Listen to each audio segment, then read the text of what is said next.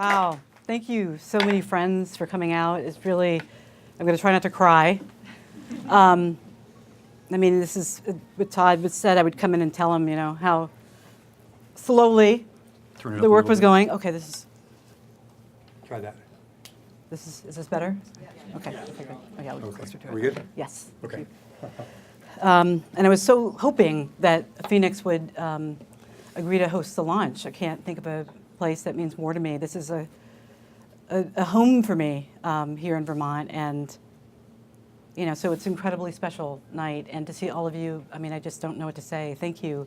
One of the best kind of result of this book has been this incredible feeling of community that I've experienced, hearing from friends and colleagues and some neighbors, former neighbors here. I just, the Harpers, I did an excerpt of the book, and I wrote about my ambivalence about living in Vermont. And ironically, or maybe fittingly, I got all these wonderful letters and notes from people, and I thought, isn't it wonderful and beautiful that kind of confessing this ambivalence has resulted in my never feeling more at home here and more a part of things. So, I didn't anticipate that, and it's just been really beautiful. My husband's telling me to speak up. Okay, I need to. Louder. Okay, I got it. Okay, so so I would like to share some really special news. I got a call after leaving the hairdresser this afternoon. Thank you. Julie and Isabella are like, no, they don't like it. So this is the last time you'll see that, John. But I was pulling out of the hairdressers, and I got a call from my editor saying, okay, hope you're sitting down. We sold out of the first printing. So, didn't expect that.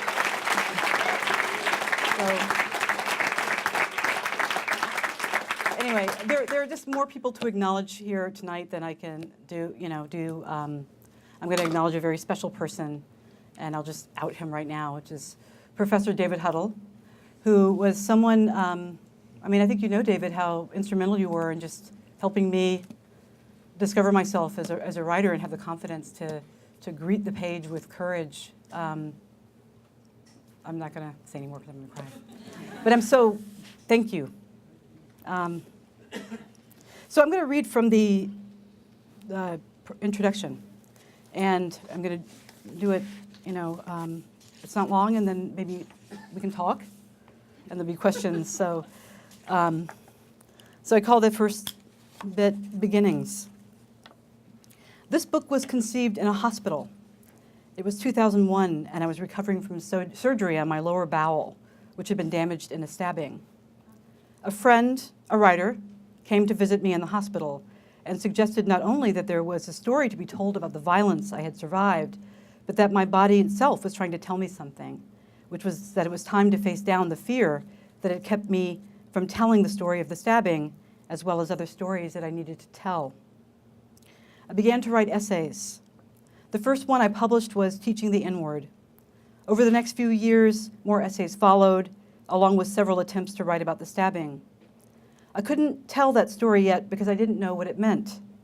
It took 7 more years for me to understand that the experience of being at the wrong end of a hunting knife was only the situation, not the story itself. It was the stage, not the drama. In The Situation and the Story, The Art of Personal Narrative, Vivian Gornick writes, the situation is a context or circumstance, sometimes the plot. The story is the emotional experience that preoccupies the writer, the insight, the wisdom, the thing one has come to say. The setting of Scar Tissue, which is the essay I eventually wrote about being stabbed, is my gut. The blood let flow by the knife is a trail I followed until I discovered the story, which is the mystery of storytelling itself, and how hard it is to tell the whole truth. Each essay in this book is anchored in this mystery, in blood. They are also rooted in contradictions, primary among them being that the stabbing unleashed the storyteller in me. In more than one way, that bizarre act of violence set me free. But of course, the stabbing has been a source of misery as well as opportunity. For instance, I suffered from recurrent, excruciating stomach pain for many years before another trip to the hospital revealed that I had developed adhesions in my bowel. The surgeon was able to untangle my intestines and scar tissue, but he warned me that the adhesions would return. There was nothing I could do to prevent or predict them. You're just unlucky, he said sympathetically. The pain, he assured me, would be random and severe. It did return, thundered again throughout my body, and sent me back to the hospital, where a third surgeon, ceded to the inherent mystery of the malady, and confessed that medicine was more art than science. The gift of his honesty was, to me, as valuable as any solution to the problem would have been. Once I accepted the randomness of the situation in my bowel, life took on a new urgency, and so did the desire to understand it. I turned to art over science, story over solution. I found a voice. The book, imagined in 2001, began to take shape in a need to know, to explore, to understand before it was too late. Insofar as a personal essay is, at its heart, an attempt to grasp the mysteries of life, the form made sense to me on a visceral level. The need to understand, in fact, was what engendered the stabbing in the first place. I met the knife head on. Something in me just needed to know. Each essay in this book was born in a struggle to find a language that would capture the totality of my experience as a woman, a Black American, a teacher, writer, mother, wife, and daughter. I wanted to discover a new way of telling. I wanted to tell the truth about life as I have lived it. That desire evolved into this collection, which includes a story about adoption that is as pragmatic as it is romantic, a portrait of interracial marriage that is absent of hand-wringing, and a journey into the inward, that includes as much humor and as grief. These stories grew into an entire book meant to contribute something to the American racial drama besides the enduring narrative of Black innocence and white guilt. That particular narrative is not false, of course, which accounts for its endurance. But there are other true stories to tell, stories steeped in defiance of popular assumptions about race, whose contours are shaped by unease with conventional discussions about race relations. These other true stories I needed to explore, but I was mainly driven by a need to engage in what Zora Neale Hurston calls the oldest human longing, self-revelation. The only way I knew how to do this was by letting the blood flow and following the trail of my own ambivalence. I was not stabbed because I was Black, but I have always viewed the violence I survived as a metaphor for the violent encounter that has generally characterized American race relations. The man who stabbed me was white, but more meaningful to me than his skin was the look in his eyes, which were vacant of emotion. There was no connection between us, no common sphere, yet we were suddenly and irreparably bound by a knife, an attachment that cost us both. Him, his freedom, me, my wholeness. Revisiting that wound has been a way of putting myself back together. The equation of writing and regeneration is fundamental in Black American experience. So if race was not an essential factor in what brought me into contact with a hunting knife, I've certainly treated the wound with a salve I inherited from people whose experiences of Blackness shaped their lives as fully and poetically as it has shaped mine. I'm more interested in Blackness at its borders, where it meets whiteness, in fear and hope, in anguish and love, just as I am most drawn to the line between self and other, in family, friendship, romance, and other intimate relationships. Blackness is an art, not a science. It is a paradox, intangible and visceral, a situation and a story. It is the thread that connects these essays, but its significance as an experience emerges sometimes randomly and unexpectedly in my life as I have lived it. It is inconsistent, continuously in flux, and yet also a constant condition that I carry in and on my body. It is a condition that encompasses beauty, misery, wonder, and opportunity. In its inherent contradictions, utter mysteries, and bottomlessness as a reservoir of narratives, race is the story of my life, and therefore Black is the body of this book.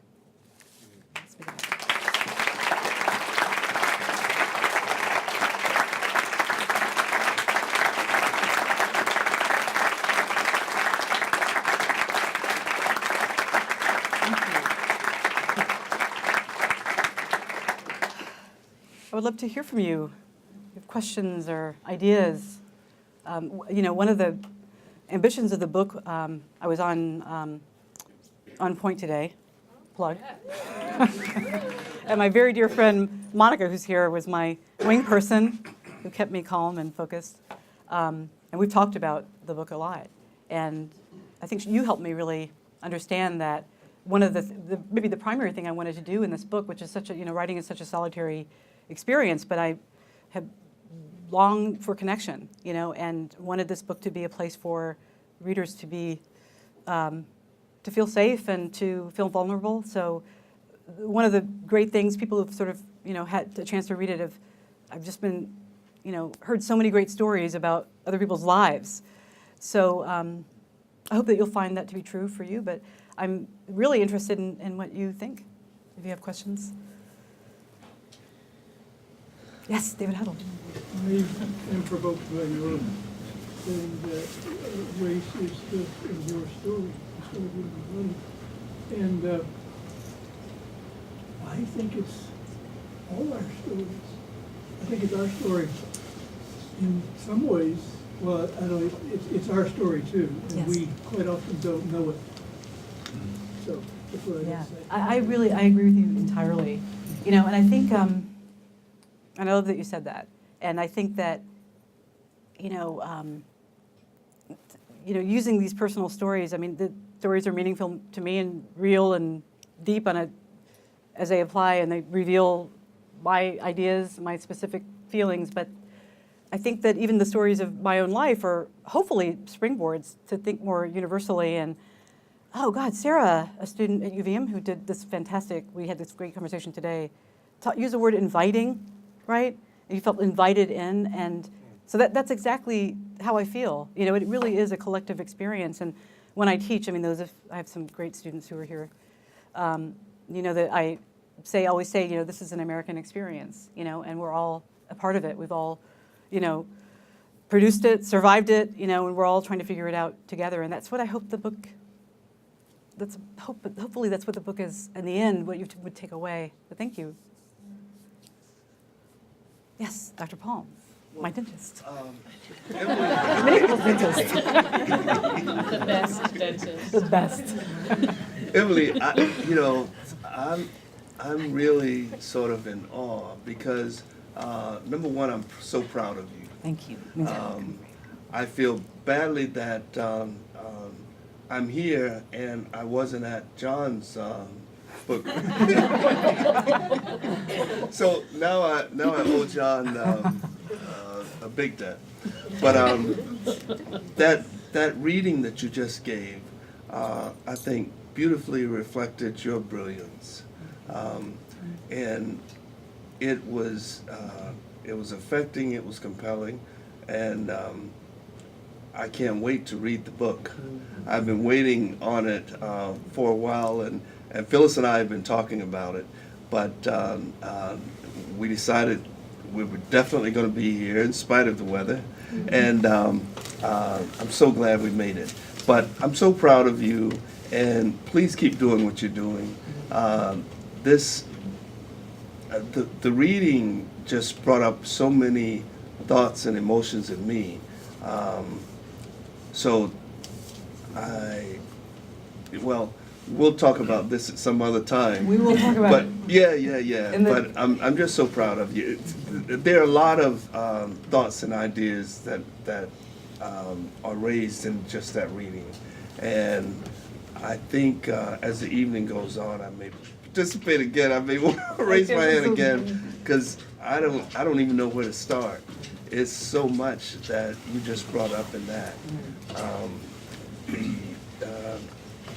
As a black woman writer and as a black woman citizen on the planet Earth, your story and your experience is just powerful. I'm interested to read the backstory of the stabbing because that's something I didn't know about, and so I'm just proud of you. Well, I have two things. First of all, I remember being, I don't know if I was on the panel with you, Dr. Palm, a long time ago. And I mean, you are among many people whose honesty about your own experiences of, living and moving here as an African-American man have just been so important. And I remember, and Roz, I think you were part of that conversation with Dr. Palm about just, thinking really broadly about, I've learned so much from you. And so you have had a real impact on how I've come to think about these things. And, really, I appreciate the education you've given me. Outside of the dentist chair, we've talked about that a lot. But I also want to, I guess, in some ways, apologize because, the stabbing, it's such a part of my life that I forget, and I apologize. I didn't give you a trigger warning because it's a big. I forget that, the kind of it's horrible, but it's something that I literally carry with me, and something that keeps. It's a gift that keeps on giving. And I will say something that I wrote this essay, and this spring, as some of you know, I was, felled again by a bout of adhesions, and, back on another gurney in the emergency room here, and amazing, staff of doctors. And I realized that I had literally thought I had written that experience out of my life. I thought that the pen was mightier than, and I realized that I was wrong, and that there was still so much to work out around that, but it has certainly shaped my experience in the world and given that sense of urgency about doing the work I want to do. Thank you. And Tanya had something. Yes.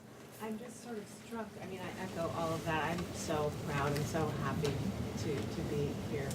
And I think about our walks and talks, and I'm struck by the universal connections that go on in the world because I'm from New Haven. Yeah. And I grew up with that news story in my upbringing. Yeah. And here we are, decades later, close. Yeah. And how did that happen? Right. And that's just fascinating to me. Yeah. And all of these connections that you bring through in all of these stories just provoke more questions about connection. It makes me so happy. Yeah, I know that. Maybe there's something that brought us together. But yeah, I talked to other people when I was researching, going back on the essay and trying to figure out what happened from various perspectives, from hospital records and police reports and the newspapers. I called the police station, and the woman who answered the phone was remembered, and it affected her. We had this kind of a conversation you have with someone who, answers the phone at a police station, and she's just the tenor of her voice changed, and she said that, it made her talk to her children differently about how they walked in the world in New Haven, and it's a public story, and that's it's a real and interesting thing as I keep experiencing it in public and private ways. Yes.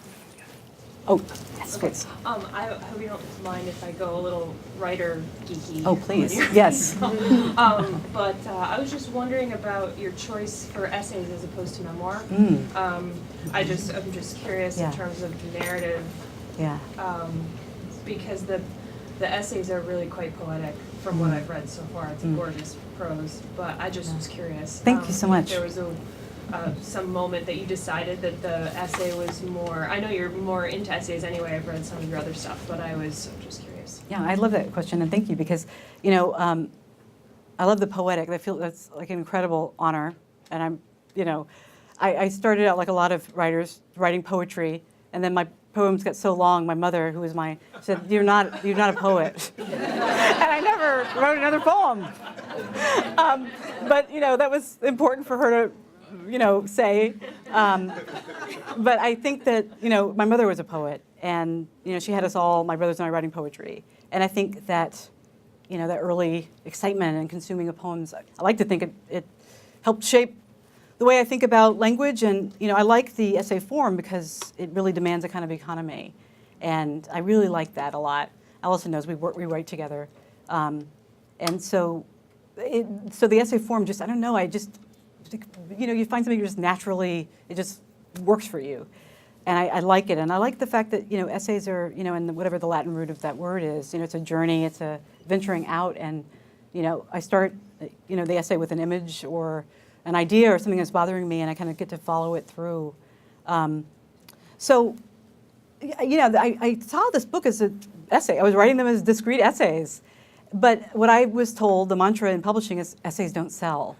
You know, so that in some ways a practical thing. I don't feel like I wrote a memoir. I do, like the writers who, you know, I kind of modeled this, I learned from were essayists, you know, women essayists, men essayists. So I have to say, you know, crudely that it was somewhat of a marketing strategy to talk about it as memoirs. But then outside of that, you know, when I had people read it, they said it makes sense. You know, I think you said that, Monica, like stories, they feel like stories. And so I guess it captures what the book is doing. But I really secretly think of myself as an essayist, and that's the form that I'm always trying to get better, you know, get better doing. Thanks for noticing that, all those things. Oh, Hal. So Emily, you embraced the word hope. Yeah. And given your American experience as a black woman, why are you hopeful? Yeah, that's great. You know, my sister-in-law, my brother's wife, I'm really close to, and she's a lawyer and a very no-nonsense person. We have this pet argument. We always take out when we're bored, you know. Because she sort of feels like hope is this kind of fluffy thing, and it's about work and labor, and my thing is always like, well, there's hope in the labor, and she just doesn't like that. So, but I believe that. You know, I think hope is really a practice. You know, I think, and I think I'm as frustrated and furious and overwhelmed by the misery in the world as anybody else. But and I don't know about the effect on everybody. You know, I know Hal is like our advocate in our community. I tend to, as you know, tend to go to the interior when the world is overwhelming, and you know it's not a productive place to live, and it just kind of creates more isolation. For those of you who know that, and the writing is how I practice that hope and how I believe in the world, and it's a way of trying to spread some love. So that's the way I practice it. And of course, in parenting, you know, James Baldwin said, you know, we can't tell the children there's no hope. So I think it is a practice, and I think we do it in all the puny things we do every day. You know, we let somebody go ahead of us in the line at the grocery store, and we smile at a stranger and we help someone, and you know, it's practicing that goodness. And I believe it has reverberations, and you know, it can have monumental effects. You know, I mean, of course, then the way we vote and the way we get out and protest, but I like to think of it as a continuum, and all of it as a kind of practice of a hopefulness that I think is, you know, a really beautiful and important thing. Wanda, Dr. Heading.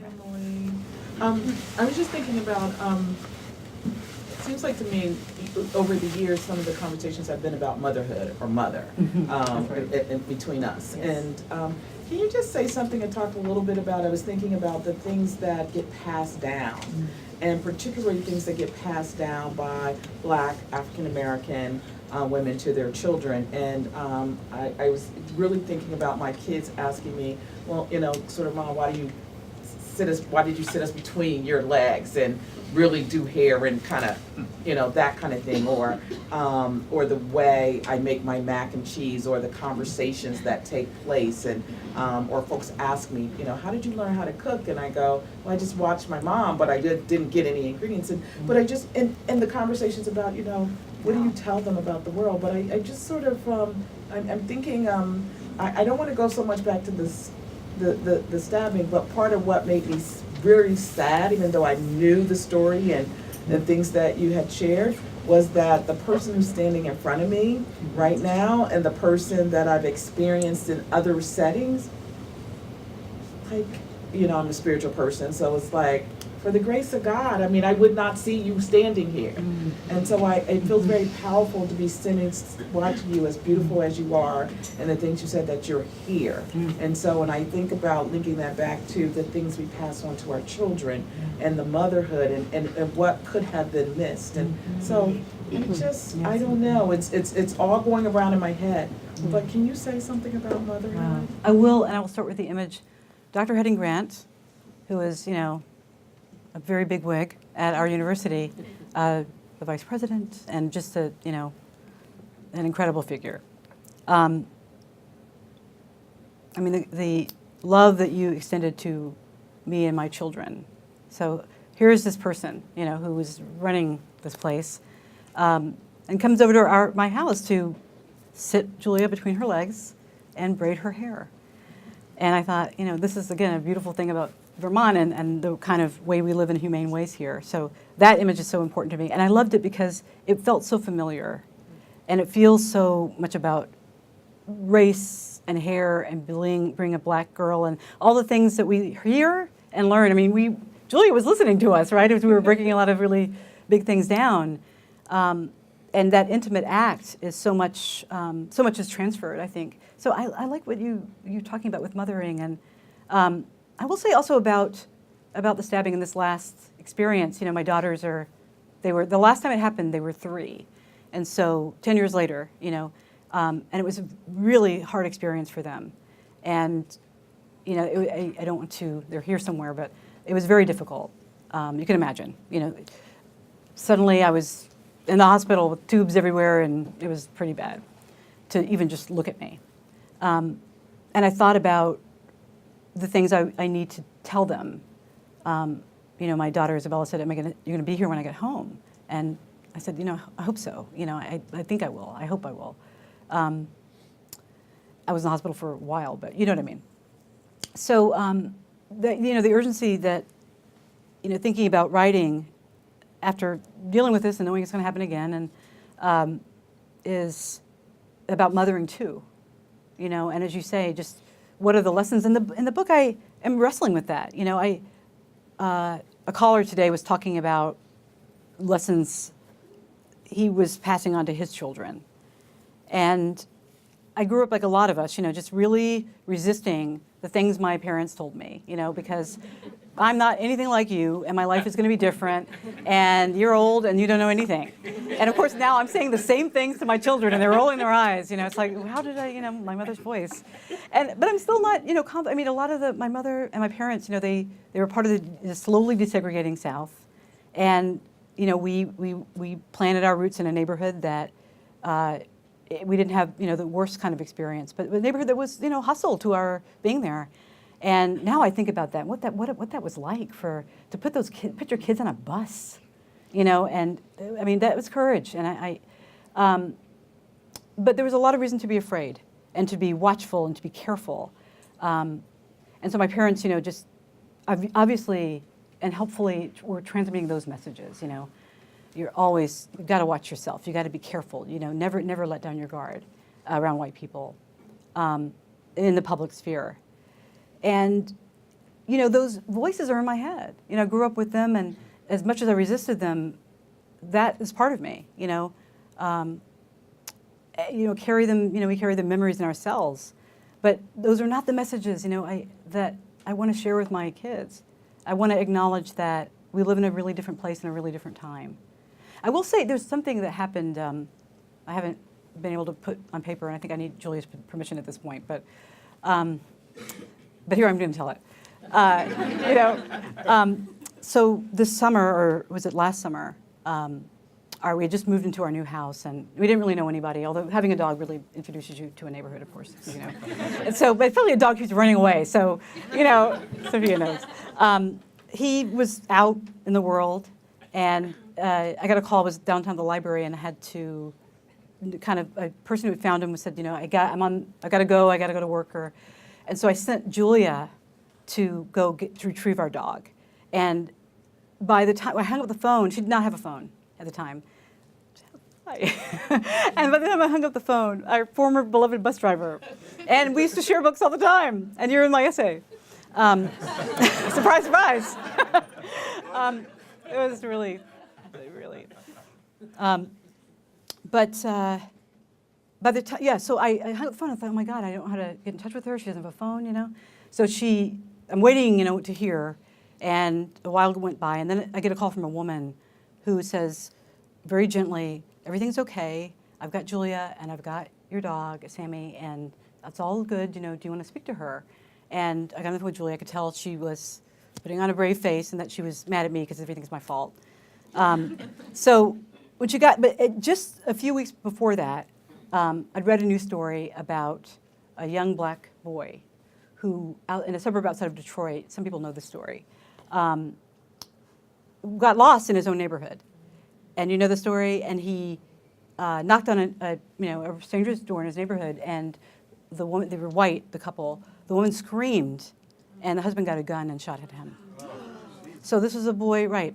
I mean, it's actually happened. It's unbelievable, but yes, it's part of the everyday news, as we know.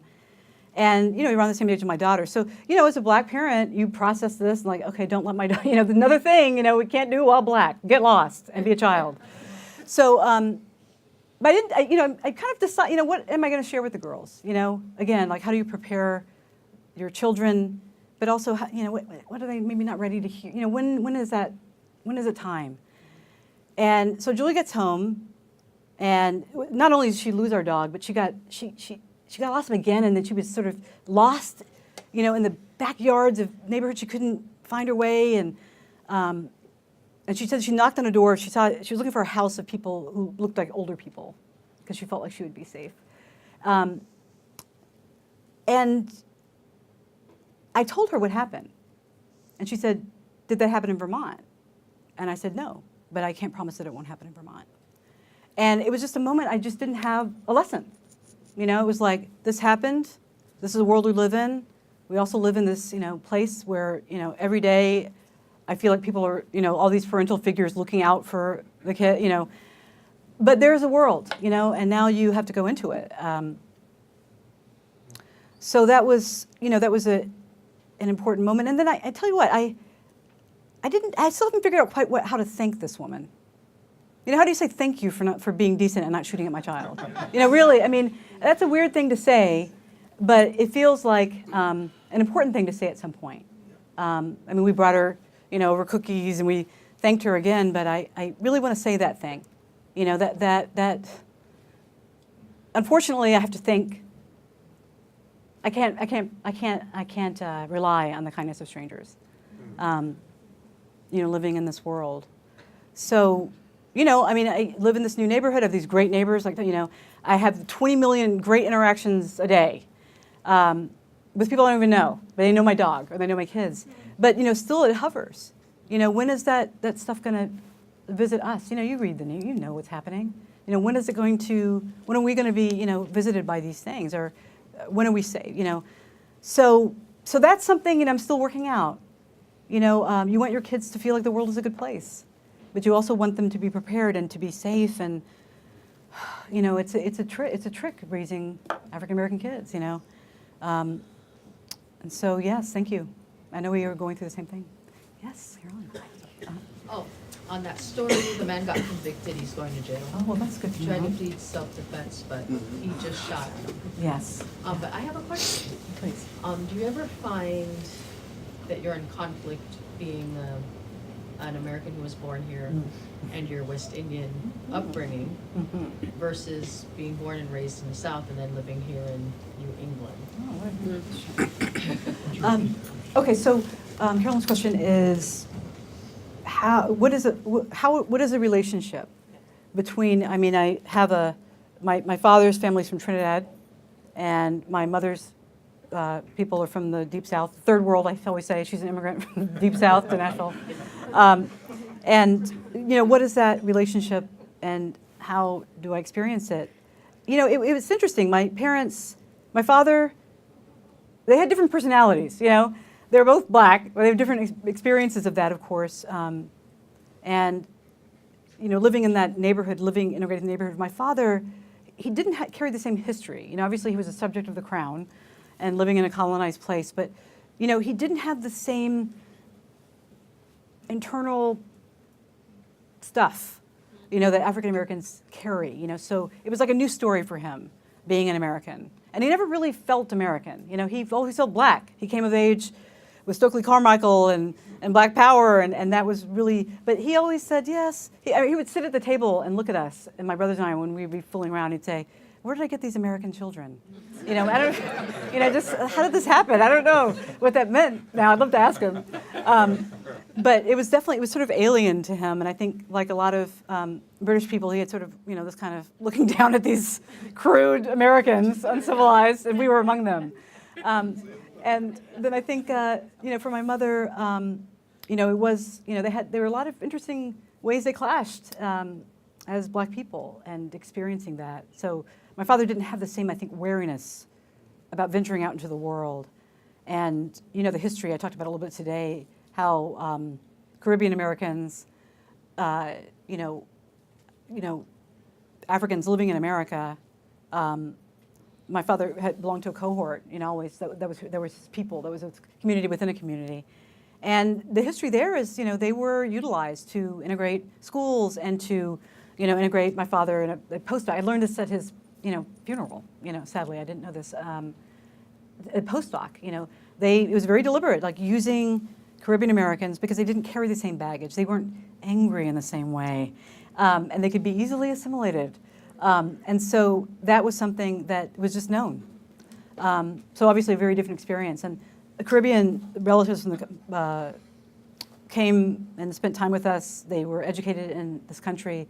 And some of them really just could not, for them, this experience of being Black in this country, they just sort of, I remember I had one cousin who, I went to see her in Trinidad, and we met a friend of hers, and I was trying to distinguish, you know, what are you? And she said, I said, so is that person mixed, like, you know, maybe Chinese and, you know, Indian, or, you know, and she said, he's Trinidadian. Like, for her, a national identity, you know, that's the romance, you know, Trinidad, other Caribbean countries, like, that is first. And so it was just so foreign, and it was something she did not want to have in her life. She went back to the old country. So it was very, very different. You know, I think for my mother to really experience herself as rooted here, and for my father to live here, be educated here, work here, but never feel that this place defined him and that he was, you know, he was sort of, you know, imprisoned by the history, made by the history. It was a really different experience. And I think it stayed with them their whole lives. You know, I think, don't we become more of ourselves as we get older? And I think my father just really, you know, that was his place, Trinidad. Whereas for my mother, the South was who she was, you know? Yes? I was wondering if you could speak a little bit about vulnerability, that certainly the vulnerability is the heart of the stabbing, and what you talked about too of the Black mother and what you have to teach your kids and whatever, and bridging that to the personal vulnerability that would come by sharing the institutional vulnerability, if you will, in your essays, and whether that, the freedom that may come from that. I think that's right. Yeah, I think there's a kind of free-falling, you know, and I just can't help myself, you know. I wish I could write about, you know, plants, you know, but that has never happened. You know, so yeah, it's just something I can't resist, I think. And I think it's the only way to have a real conversation, you know, and to really have a kind of communion with other people. I don't know about you, but I'm just so tired of, like, you know, the slogans and, you know, the terms we bat around. It just like feels so empty, you know, just, you know, I don't know, you know, post-racial, even a term like diversity. It's like, okay, what does that mean now? You know, even like woke. I'm just sick of hearing it, you know? I mean, so, you know, I'd rather just use real words that, you know, that we use every day, and not like kind of retreat, you know, feel like, oh, I've mastered the language of anti-racism, and oh, no, I'm, you know, pretty good. I think that, you know, it doesn't really get us anywhere. It just feels like a really empty way to live. And so I feel like the writing that has helped me and has freed me is writing by writers who also took that free fall and just said, this is how I feel, and this is what I'm doing, and this is what I believe in. That's all I have. And I'm not trying to play it safe, and I'm not trying to regurgitate old things. So that's the challenge. And that's what excites me, and that's what I learn from, I think, and that helps me grow. But it's also, again, I think about that conversation I want to establish with a reader, and that is crucial to me. And I think the only way to really do that, honestly, is to give the same vulnerability that you're asking for, you know, from a reader. I'm not lecturing you, I'm not wagging my finger at you. You know, I want to invite you in and to kind of see where we mesh and where we are different, and talk about those things honestly and faithfully. So the vulnerability is scary, but to me it's just, you know, it's something I just am so drawn to and believe in. Thank you. Yes? Arthur. So I was very intrigued at the beginning of the book where you, in beginnings, you talk about where whiteness and blackness are at borders. Yeah. So I'm biracial. Here I am, always at the borders. So that drew me in. And then I flipped right to your chapter on skin. So I'm an adoptive mother too. I have brown-skinned children by birth, and my youngest adopted child is white. And I'm so frightened about raising him. There's this stuff around what you tell your brown-skinned kids. But I feel like the world is in my hands with raising a white child. Wow, world is in your Not hands. having grown up that way. Yeah. So, can you say some more about what you see or expect or experience at the borders of those two places? I love that. I love what you said. World is in your hands. Well, you know, I am in an interracial marriage with a white gentleman who is here. John Gennari, author of Flavor and Soul. Fantastic book. Pick it up at your local bookstore.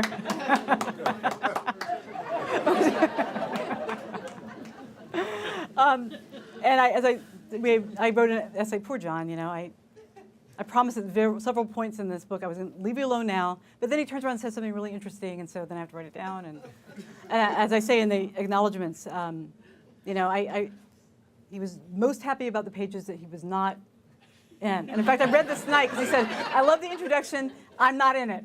So, but I think, I mean, John and I talk about race a lot, and, you know, and it flows, and like just, I'm sure you know your family, it flows in and out. Sometimes it's prominent, and sometimes it's serious, and sometimes it's funny, and sometimes it's, you know, something we have to really wrestle with, you know. But it's endlessly interesting, I think, and I feel really privileged to, you know, be in a family where we are wrestling with these realities. You know, I've learned so much by being a parent who, you know, my children came from somewhere other than me. And, you know, being married to somebody who is very conscious of racial difference, but also really at ease with it as well, and finds it also productive, you know, and interesting. So, yeah, I mean, I think that's, you know, I read something, Ann Petrie, a writer that I love, who I just was really pleased to write an essay about. Do you know her? She wrote a book called The Street, 1946, and Harmony, I know the book well. Harmony knows the book well.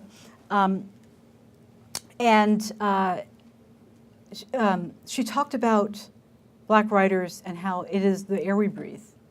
You know, being Black, living in this country, and being in connection with white people. You know, our identities have always been shaped within, against. You know, being from the American South, you know, I write in the book about my mother's family, and, you know, the kind of paterfamilias my parents talk about. My mother family, you know, was a white man who, you know, and his son like renounced his whiteness and took on the name Jefferson, and that's the line that, you know. So we've always been entangled. You know, we've always been entangled, and it's been violent. And sometimes it's been harmonious. And it's, I think, the story of Black Americanness. And even as we have sought at so important moments and so beautifully and poetically and urgently to create separate spheres, it's something I think we're still figuring out, our relationship to America itself. You know, Du Bois wrote about this in 1902. You know, one ever feels his two-ness. You know, American, you know, a Negro, he wrote, you know, and two warring souls. He talked about it. So I think it's essential. I think it's really, you know, fundamental to a Black experience, battling it out with whiteness and figuring out how to work with it and live with it. And for us, it's happening in our homes, you know. So that's what I mean when I talk about that important intersection, which is sometimes not an intersection, but I find it endlessly interesting, you know, and it's just how I've always experienced the world.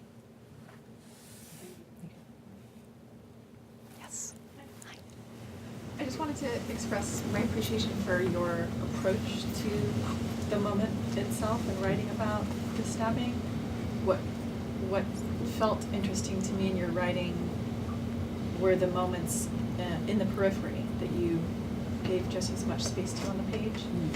The people that you met before and during and after, and not the man himself. You wrote about the moment and the interaction between you and the connection and the knife, but also the real trauma and violence of the interaction that you had with the doctor, which I found to be almost more effective because that was, in my reading, when you started to give analysis to the whole experience and you started to realize what it meant for you and your body and like your trajectory, and also how it could continue to be not just the single moment of violence, but how it could bloom into something darker and more prolonged. That's right. And maybe I'll leave that tidbit for you all to uncover, partly because it's even worse than the stabbing, that was hardest to write about, my experience with the surgeon and being so utterly vulnerable. And you'll see, just the cruelty of, some of us have been through that, There's so much else I wanted to say in that essay, but, economy, again. And two things I want to say. One, I was so struck, again, that story belonged to so many people and continues to. And even the police officers, I read so many police reports, and there was one that, it was so beautiful. Like, this guy was a poet, and he wrote this gorgeous, report about what had happened. And actually what he wrote about was that the guy, the perpetrator, he had this friend. He wrote about this friend, actually, this black friend, who was trying to talk him out of going out in the world, in this violent way, and couldn't do that. And it was just like this, that was his take on it, this sort of tragic thing where this friend couldn't help save his friend. And just, I hope this speaks to what you're talking about. It's something I was remembering in an interview recently about the experience and what it means to be in pain. Something my mother used to say, she suffered from depression her whole life, and she used to tell me, that she wished she had a broken leg. Because people can see that, but the experience of that psychic pain, which is so real, and those of us who've been, it's real, but no one can see it, and it almost makes it difficult to narrate. I had an exchange with a woman several months after I was stabbed, and I was obviously out of the hospital. And I was on the train, the Metro North from New Haven to New York, and I met this woman, a casual acquaintance, and she, of course, knew about it, and we were talking, and she had gone through some hard things herself. And, at one point, she actually, what she'd gone through, she'd been hit by a car, and it really, you can imagine, was very traumatic. And she told me that she and her husband had split up, and I hadn't known that. And I said, oh, so how are you doing? And she said, Emily, I would rather be hit by a car 1,000 times than go through what I've gone through. And it was so meaningful that she said that. And I thought about, how pain is subjective, and how that, as you say, emotional pain can go even deeper. That what we experience in our bodies and how we hurt each other as human beings is more profound sometimes than these bizarre acts of violence, So, yes, for that. We have time for one more question. Okay. How about you? Wow, lucky me. I admit to not knowing about you or your book until today. I heard you on the radio and then sat down and read 7 Days and saw the article and was really moved by something in the article that I think was your words, quote from your book, about being really torn between staying or leaving Vermont, and as a displaced Southerner myself, that is something that it really resonated with me because I go through that thought process every single day. Wow. Yeah. And a big part of that for me, it does come down to race. I live in the Northeast Kingdom, and it's really, really white, and that's really foreign to me, and it's very challenging to be surrounded by so many white people, and it makes me really uncomfortable. It's unsettling. And it just feeds into this cycle for me. Like every single day, I'm questioning whether I should be here, and I can never seem to feel solid in my decision to still be here. And I just wondered if you could speak to that little quote. Again, I haven't read the book. I just read that little blip in the article, but it really spoke to me. Oh, thank you. Well, I have an essay just for you, which is the last essay in the book about this, and the essay in which Jeff appears. Yeah, I mean, I hear you.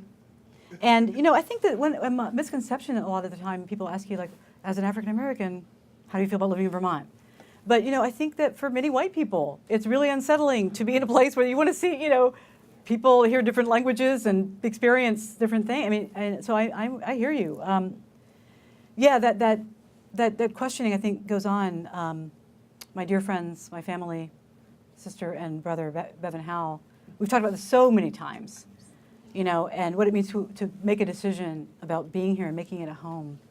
So, you know, I think, you know, and you know, for some people, of course, home is, for my mother, I think, you know, she lived among her family. You know, down the road was her sister, who, and they fought all the time, but that was her sister. You know, and then there was another sister, and then, you know, she walked in the street and everyone knew who she was because they saw it in her face, her grandfather. And that's what home meant to her. She never felt at home in Nashville because her family was, her people were not there. And for other people, it's different things. You know, it's really different things. And, you know, for me now, it's so much my children and whether having them grow up safely. And now, of course, so many people I love here, it's just like stuck, you know, with this love. But you know, I hear you. And I think that, you know, because there's so many of us who are actually there's a nice community, I think, of people who are questioning that, and we actually form a community of Vermonters, you know, who are questioning living in Vermont. And I think it's really complex. You know, I envy those people who are saying that. And I talk about going to an event, I don't know if my friend Tina is here, but with the Vermont Refugee Resettlement Organization, there was a forum down at the library on home. And I was in a small group with a woman who was like a 14th generation Vermonter. So she was, maybe I'm exaggerating, but I don't know if that's possible, but I'm not good at math. But she, you know, had lived here forever and everybody lived here, and that's, you know, was unquestioning. I mean, she was obviously there because she was interested, but she was like, Vermont is my home, obviously. And there was a young woman who was a refugee from, you know, Kenya. And she said, this is my home, because she was safe here, because she'd come from a refugee camp. And, you know, people had so many different ways of thinking about home. So, you know, maybe we have to let go of an idea that there's going to be one place. You know, I tell myself the bedtime story of, what if we could just make a world where just people who wanted to be nice to each other and, you know, be kind and learn from each other, we could all live together, you know? Yeah, right? Okay, let's go, you know? But, you know, maybe that questioning is just something we have to bear, you know, as we continue the journey of figuring out a home, but you're not alone, you know? And there are a lot of people, I think, who, it may take a while, right? But at some point, we'll find that place, you know, and find a way to be wherever we are. Awesome. Well, I want to thank everybody so much for coming, and thank Emily. Thank you. Oh my God. Thank you. Thank you. Thank you.